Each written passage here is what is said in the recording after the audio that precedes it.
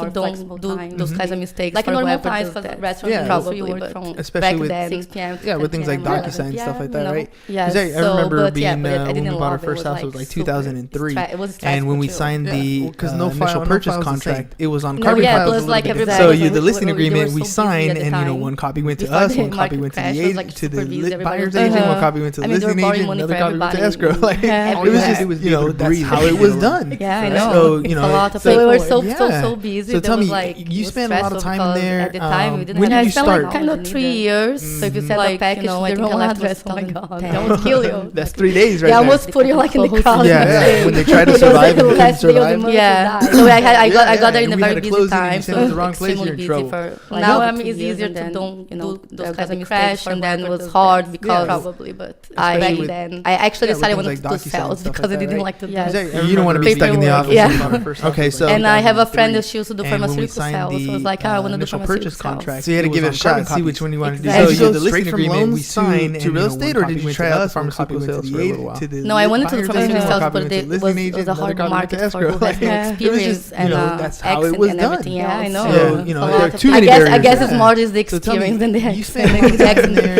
is okay. when- Yeah, the Kind of accent's fine 3 for years. So like, you know, yeah, I think so that I was done so my 10. friend told me like, oh, you should work at They like the Enterprise company then. closed. Yeah, Because yeah. Enterprise They tried to is survive stepping and stone couldn't for survive. anyone that Yeah. wants to do anything. So I got there in Yeah. a very And busy they hire time, so people that has no extremely busy for experience, like so- over 2 Because they years, train and you then- how to sell. So I applied to Got the Enterprise and I had crash, 6 and then it was interviews, hard and I because got a job in Enterprise car I sales. I actually decided I wanted selling to do used sales because I didn't rental like to do. You don't want to be Nice. stuck in the office. Yeah. anymore. Yeah. Okay, So- And so I you- have a friend okay, that so used to tell do me about your pharmaceutical experience in sales. sales, So because it's we've like, I wanna talked do to pharmaceutical sales. So you had to give it a Pancho shot, in, see Big which Block one Realty, you and right? he goes straight from Shout out loans to Francisco real Lopez, and estate, he or did came you from try the out car sales pharmaceutical industry. sales for a Oh, little while? nice. And his No, I story wanted to do was pharmaceutical like sales, that, but you know, it was everybody a should hard learn to market sell for who cars. has So no did experience Jose and, Alvarado. He was accent doing and everything else. car So, sales yeah. and There are butter. too many I barriers guess there. it's Oh, more yeah. just the All kinds of That's experience right. than the That's right. accent. Shout out to The accent Visionary Media is out there. okay. Yeah, the accent's So fine for they're telling me So- that Yeah, so I everybody should so my get that friend told me experience. like, That everybody you should work try at Enterprise to then, you know, because get out there Enterprise and is try a to sell stepping cars stone for because anyone that wants to do anything. you get in the sales. number of Yeah. at-bats, the And they number of hire practice people sales that that you have get to talk to experience. people So- is Because way they train more you than how you to can sell. in So I real applied to estate. In Enterprise, real I had estate, 6 setting up an appointment is interviews, and I difficult. got a job in But in car Enterprise sales, like sales. anybody who comes in, you get Selling the used opportunity to sell. rental What was your cars. Yeah. experience? Nice. For a couple years. Yeah. So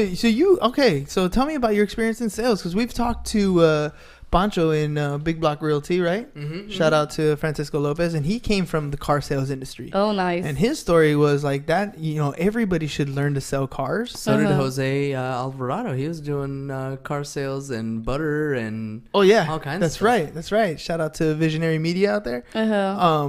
So they're telling me that everybody should get that experience. That everybody should try to, get out there and try to sell cars, because you get the number of at-bats, the number of practice sales that you get to talk to people is way more than you can in real estate. In real estate, setting up an appointment is difficult, but in car sales, like anybody who comes in, you get the opportunity to sell. What was your experience like selling My cars? experience, I worked for like Uh-oh. We'll be back. what did I do? Not you.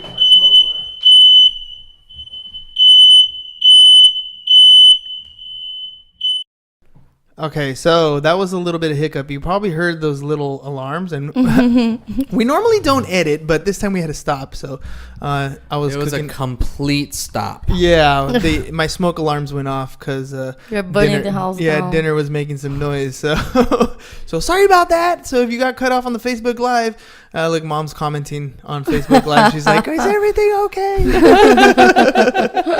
All right. So we were talking about car sales, right? Yes. And so your experience in car sales has hopefully shaped the way you've done business today, right? And so Yeah, like actually Enterprise, they have a different way to sell cars. Is refer a lot, so you have to make an appointment as well. Really, Yeah. Tell me a little bit about that. What do So you you mean? have like How does it work? to call. We work with like people, like the people from the rental branches. They give us leads as other some credit unions work with, partnering with. So I have to go to credit unions and get to know the loan officers for cars, Yeah. the lenders for cars. And then they'll give us referrals, like, oh, you should go talk to Jessica. And then I'll have to call them and make an appointment to come to the lot and talk about the car. So you know? it's a lot of follow up then. 'Cause Yes. you're setting the relationships that you're working with specific lenders, right? Sounds Yes. familiar because we still do that in real estate. Yes, And then they help generate some leads for you. Yeah. But then you still have to call and And then follow sell up. them another car. They might want like a BMW, but then you send them a Camry or something. Yeah, whatever it is. Well, whatever you have Whatever in stock, makes sense right? for them. Yeah. No, whatever makes sense for them. And they're comfortable paying, right? Right, And but that's a good Yeah, that's a good fit. But how different is that from real estate, really, right? Exactly. What are we doing in real estate? We pre-qualify somebody to see what they can afford, and then we put together a shopping list of things that we think will fit what they're looking for at their price range. Yeah, and we let them make a decision. And you help them make a decision. Yeah. Right. So it's not like it's far-fetched. You didn't like bounce to the moon and back. You were in the sales job. The enterprise is teaching you to run a process that's going to be applicable in other places. Yeah, exactly. I guess that's why everybody likes enterprise. Oh, yeah. They teach process. Well, they teach process, but they also teach customer service. Yes. Right? Because anytime... And management. And management, yeah. And I've heard that a number of places. When we were looking to hire admins at our insurance agency also, we would look for that type of thing. See, let's see if anybody's worked at enterprise because of that type of quality, right? Because of that type of... everything that's taught there can be applicable in something else. Exactly. All right. So you came from Brazil, right? You decided to you were in loans, then you did a little bit of dabbling in some pharmaceutical sales. You went to car sales. Then what happened? I went to software sales for commercial real estate. Yeah. Software sales for commercial real estate. So tell me a little bit about that, because now it's B2B, right? Yeah. So now you're selling to brokerages, I'm assuming. Yes, for just commercial. Just commercial CoStar is like a Zillow on steroids. For commercial. No, LoopNet is like LoopNet is like a Zillow. CoStar is like the MLS on steroids. Oh man! And that's for commercial. For commercial. So when they hired me, they bought LoopNet. That was kind of the Zillow, and like they merge, and I start selling CoStar for everybody that used to have LoopNet. Oh my gosh! So cross-sell. you had a lot, yeah. So you had a warm list that you were working off of. Yeah. Existing or prior clients. Yeah, it's a database basically. So was a nice. I like to sell that because I could show them on the database. What they're missing out. It's kind of easier. This is what you've already done, right? This is how we can help you. Actually, like, this is what you're doing, and like this is you here. These are buildings. These are vacancies. This is how we can help you. You know, like I could give them the whole solution based on everything they were doing, and also, how I could implement things to help them do a better marketing, or just to fill their buildings, or everything else. I like that, or to buy, or the comps, or to buy, or to invest and things like that. Yeah, because in other words, this is where you are today, right? This is you today. This is where you want to be, and let me show you how you can get there using these products, right? And that's. So I had to learn their process to be able to help them improve them with our products, which is the best product anyway. So wait a minute, you got loan experience, you got commercial experience, and then after that you decided to get into residential. Yes. I thought about the commercial. I thought about it. Okay. So, but I'm a more relationship person, and commercial is more cold. It's like, where you're dealing with a corporation. I'm a officers. networker. I like people. But you have experience in all three areas, right? That's actually nice. So when you come down to the residential real estate, what kind of success did you have up front? What kind of troubles did you have? Well, I just interviewed with a lot of different companies. I mean, and a big shout out for my fiance. That's why I went to the real estate, because I didn't have the courage to do it before, because it's just commission. Yeah, it's and scary, I had right? my jobs they were like salary plus commission plus company car plus you talked insurance. About it earlier, right? When you were in the loan business, you were like, it's nice, it's 9 to 5, which is not so great. It's and then paperwork. now I have business to business. Still is more flexible, and I still have a bunch of more benefits. It's have a company car and everything, so it's hard to leave that to something that I the first year don't even know like if you're gonna make any money. You don't know for sure. You were in a secure, comfortable position. Right, and that is difficult for a lot of people. A lot of people who have that 9 to 5 security, that salaried paycheck. Maybe they're not happy with their salary, but they know it's gonna be there. Exactly. You know what I mean? And that's a huge thing to let go. So so your fiance must be one hell of a salesman, because he got you to leave comfort and security. No, he told me like, I got you if anything happens. I'm here for you. Oh, That's all he had to do. Net, right? That's all he had to do. Oh, okay. I got your back. Let me help you. It's hard. I mean, I'm from another country now. I mean, I cannot just go to a job because I don't know what's gonna happen, and I don't have family here. It's just hard. You're by yourself. It's not like, I'm gonna go back to my mom's house and do real estate. Yeah, it doesn't work that way. Exactly. But you know what though? That's one of those things though. When we talk to more and more people, when they do get into real estate, they don't have a plan B. They don't have I didn't have a plan B. Yeah, I'm the kind of person, when I tell everybody I'm doing something. I was about to take my real estate license for like a year. I never took it because I was not studying, because I was with my job. And then when I start telling everybody I'm doing my real estate license, because like I'm the kind of person I have to do it. The first time. Well, so I passed my first test. Yeah, my first time I passed. Yeah. So were you talking about it to people once you decided to commit? So I just tell people when I decide to commit. Moment I said I'm a real estate agent, it's not going back. Yeah, once you open your mouth, that's it. But that's good though. So in other words, Jessica keeps her promises. She says she's gonna do something and she does it. Exactly. Right? Okay, cool. That's actually pretty awesome. So you essentially, if I'm hearing you correctly, were pre-marketing yourself before you got your license. You were telling people, hey, this is what I'm going to be doing, so get ready. I was not telling them yet. I just thought about doing it, and I applied for to take the test, but I never took it. And I never told anybody. No, until I decided to take the test. And I started telling everybody, I'm taking the test. But once you passed, what happened? And when I passed, then I decided to interview companies to choose who I was going to work for. Okay, but what happened with you and everybody else? I know that I put on the Facebook. I passed. Now it's done. Yeah, that's it. now it's come find me, right? Yeah. Now you need help. Let's go. Let's talk. Let's do it. Yeah. All right, because I have never seen. I've been watching like when you go live and when you're hosting open houses or when you're at different places. I see you go live. You're not a shy individual, so I'm assuming when you got your license, you were out there telling everybody. Yeah. You weren't being a secret agent. No, not at all. No. So how often? I mean, what I'm trying to get to is when you're in sales, you can't be a secret agent. You can't be quiet about it. You have to go out and talk to it. Yeah. How many people do you think you talk to on a daily basis to get, just about real estate, to put yourself in a position? I always talk about real estate. All day long? Yes. All day long? I mean, people, it's just come on the conversation. How does it, see, here's the thing. How does it happen though? Like I'm digging a little bit here because there's a lot of agents out there that struggle to get that conversation going. Mm-hmm. They're afraid to sound salesy, afraid to sound pushy. So what does a conversation usually go like with you so that it leads into real estate? Normally, if I want to find out what the person is that I don't know them well, mm-hmm.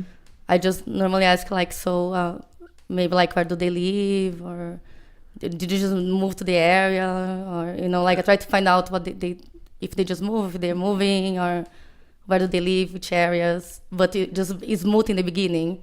Yeah. Well, where's your dream home? Yeah. Where would you be a dream home? So what I'm getting at is the questions that you're asking, we always relate them to what we call the Ford script of family, occupation, recreation, dreams, and those that's a way to remember different ways to ask people questions. So questions like that, hey, where'd you come from? Yeah. Are you local here in San Diego? These are just general questions that you ask on a regular basis, and then it'll slowly progress the conversation to where you want it to go. Exactly. And I do a lot of like network events in my building, like wine tastings, things like that. And my building is like everybody just leases. The whole building, everybody just have leases. Yeah. So they're gonna buy eventually. They do. That totally makes sense, by the way. So or some people they actually had a house and they're renting or something, and they want to go back to downtown after the kids are older, because I live in this village right across the street from Petco, so it has the opposite way goes around too. Or people like bought in somewhere, but they're like, I want to live somewhere more cool, and now they have some equity, now they can rent and pay for itself, so they move there, but sometimes they think about selling the apartment too or something. And what I heard you say right now is that you do social events, not real estate events. You do social events, and you get to know people and you get to understand what's going on in their because lives. I actually like it, the social events, and I like to include people. I'm an outsider, meaning come from another country, not from San Diego.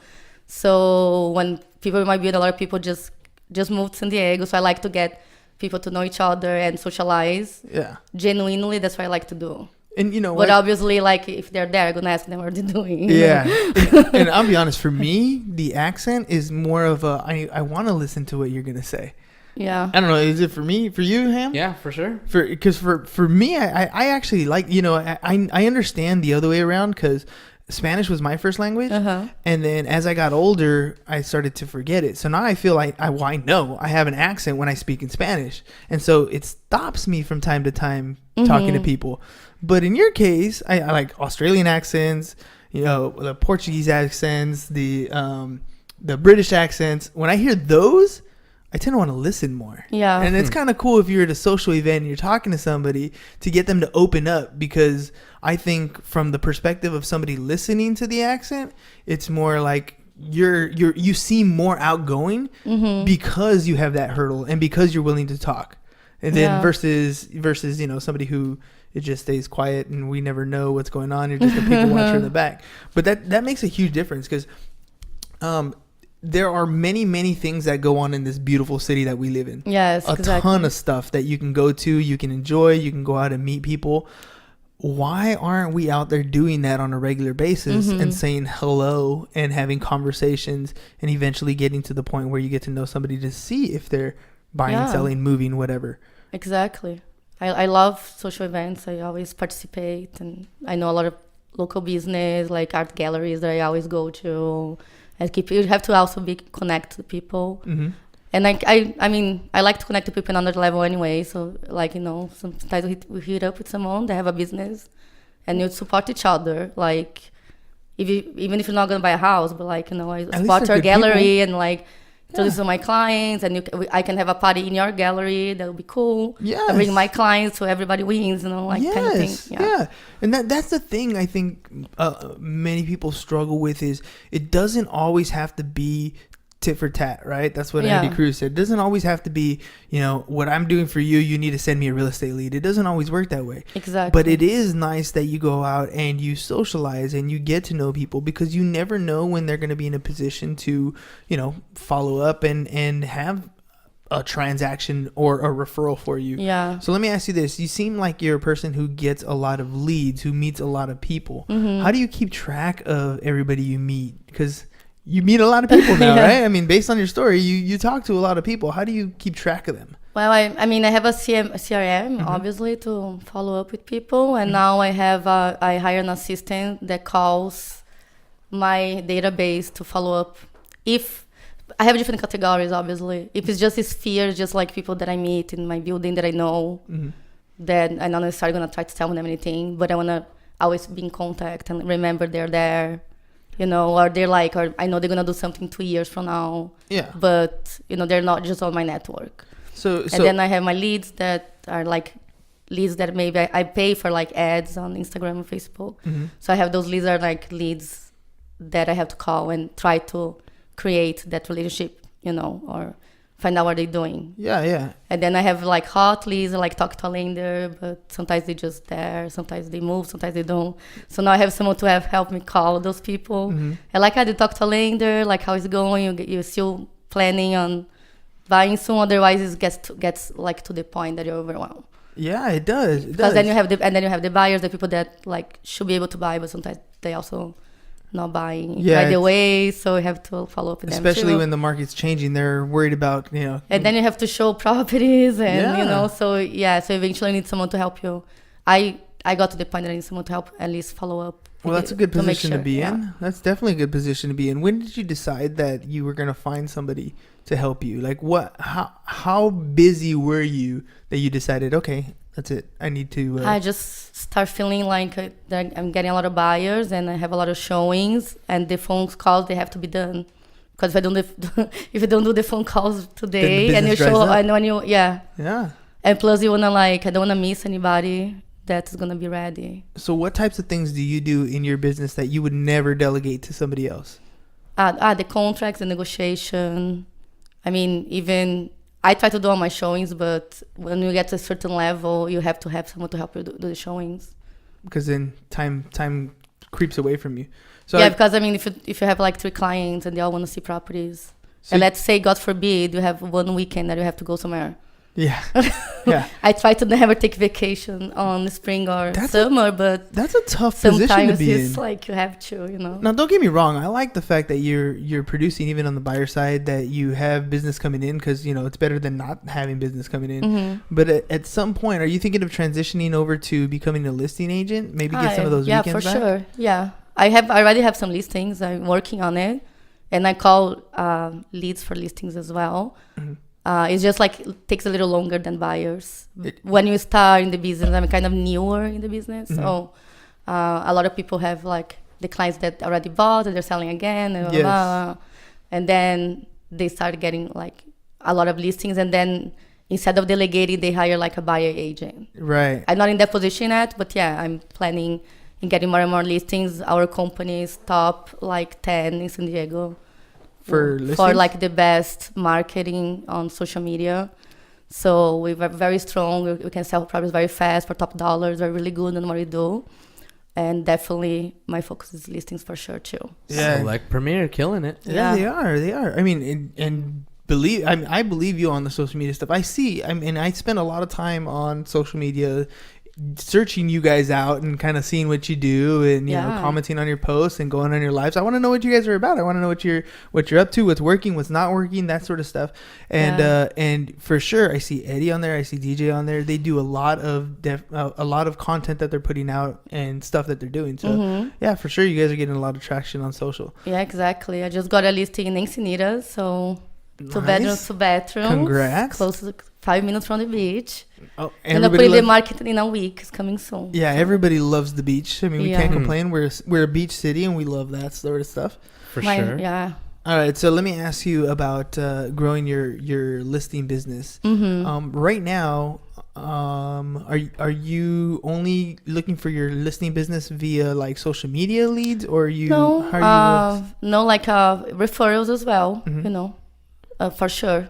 so But like I think even your friends in your first year of real estate, they don't give you anything yeah, because they don't tough. trust you. Yeah, they don't know your process yet. Because They a don't lot know of how it a lot works. of people in real estate, they're just like do on the side, or Mhm. they're not there to stay. And Well, so yeah. until they know that you're there for stay, they're not gonna give you their listing, even your friends. So it takes a while. So now, like within the last year, that I start feeling like now people are like people that I know want me to sell their homes. Yes. Yeah. Before I have case that my friends gave listing to someone else, you know. So it's my first year. They don't know yeah, for sure. if you're gonna be doing that forever. They know you better than other people. And do, plus, for like sure. I think on your point, and you were talking about, you get to the point that you're very confident. Yes. That that you're very confident. You know you're good. Like, why you're not gonna do it to me? You wanna know why not? Well, let me I'm the best. Why you don't do it to me? Yeah, why aren't you gonna help me out? Come on now. Come Let's on help now. each other out. Yeah, let's do this. Oh. Well, let me ask you this: what if you could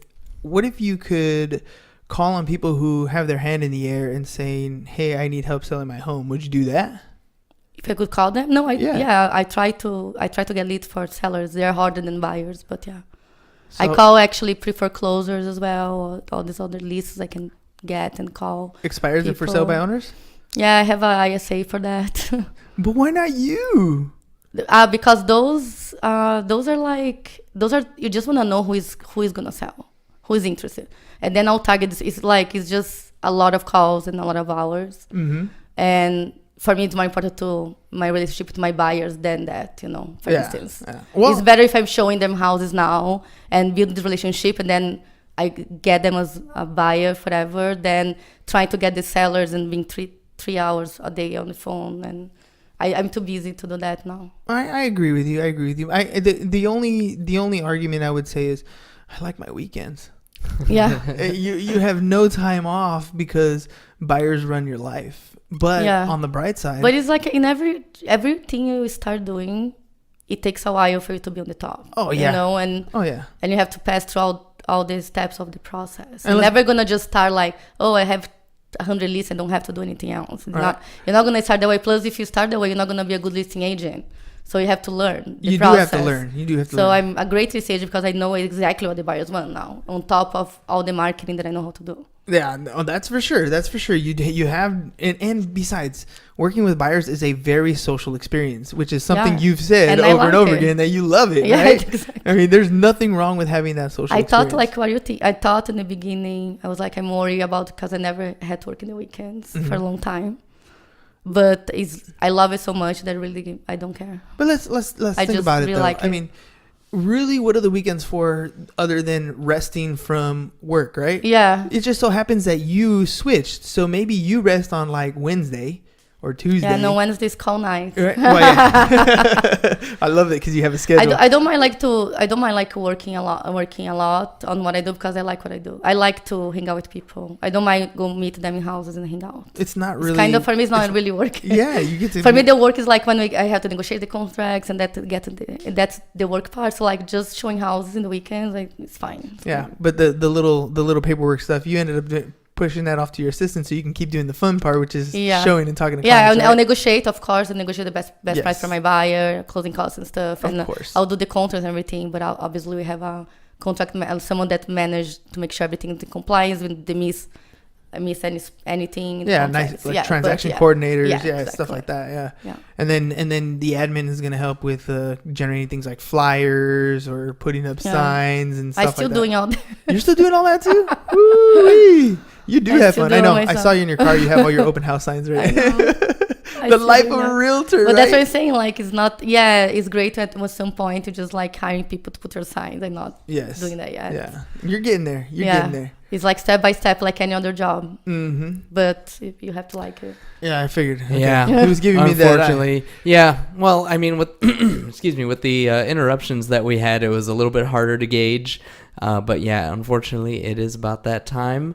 So we'll give you an opportunity here to speak to the audience. Go ahead and look directly at the camera. Don't forget your contact information is right beneath you. My contact information is right there. And so opportunity for you to take a minute, talk to the audience, tell them how to get in touch with you, and the best way that you can be of service to them. Yes, thank you so much for watching my podcast, and thank you guys for having me. Of course. And yes, I would love to. It's a great buyer's market now, and I would love to help you buy your home. I have a great listing coming in Encinitas. That is a great investment property. My clients double their money within less than 10 years. So it's coming soon in Encinitas, close to the beach. Only unit in the whole building. Very desirable location. If you're looking to buy Encinitas, let me know. Or just buy or sell real estate. I'm here for you. Awesome. This is my contact information. All right, and then we're going to pick on you one more time. We're going to have you think of somebody that you want to be on the podcast other than Vicky, because she's already on the calendar. I already told you about her. All right. Should we let her off the hook? What do you think? I don't know. You know what? We will, because pretty much that'll round out the entire team. Get a Linda. Well, yeah, no.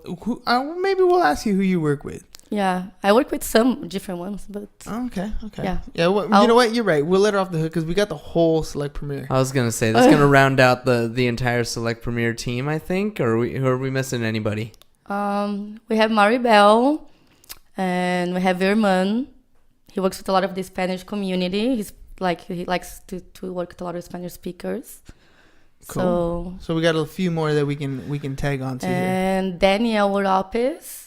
We have 3 more. Cool. So basically, you're just tagging the entire Select Premier office. Yes, we have 3 more that you guys should invite. They're like full-time agents. Sounds good. All right. Well, that's pretty much a wrap for us. Thank you again for coming on the show, being brave and going on Facebook Live, even though we had so many technicalities. Yeah, sorry guys about I was burning the house down. Yeah, that was totally my bad. But thanks for being a good sport, anyways. If you guys have any questions, like you want to be on the program, hit me up, Hernan@csfirst.com. If you have any insurance questions, James@csfirst.com, or follow us on our social media pages @BusinessBrosPod. That's all we got for you guys today. Peace. Bye-bye. Bye. And I'm out.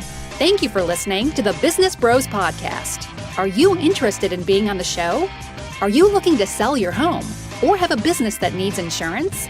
Reach out to the Business Bros via email, businessbros@csfirst.com right now, or click on the link in the show notes. Thank you for listening. And remember to subscribe and share the podcast with the business professionals who you think would benefit from the show.